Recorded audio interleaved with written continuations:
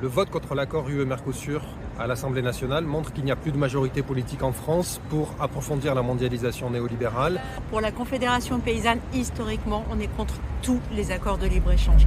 Aujourd'hui, on est dans une trajectoire mondiale d'émissions globales des émissions de gaz à effet de serre qui augmente sans cesse et qui nous mène dans une impasse climatique. Les scientifiques du GIEC ne cessent de nous alarmer. On parle d'une augmentation à plus 3, plus 4 degrés d'ici 2100. Il va falloir que ça soit bloqué par toute l'Union européenne, les autres États membres, la Commission. Et c'est important que ce soit bloqué parce que cet accord, il est dangereux pour notre alimentation, pour notre agriculture et pour nos normes sanitaires et même pour les droits sociaux. L'agriculture, l'alimentation ne peuvent pas être des matières à troquer.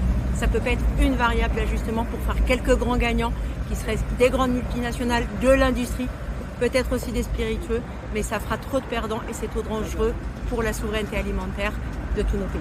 Donc en fait, ça ne profite qu'à une minorité, c'est nocif pour tout le monde, donc c'est stop, il faut arrêter ces accords.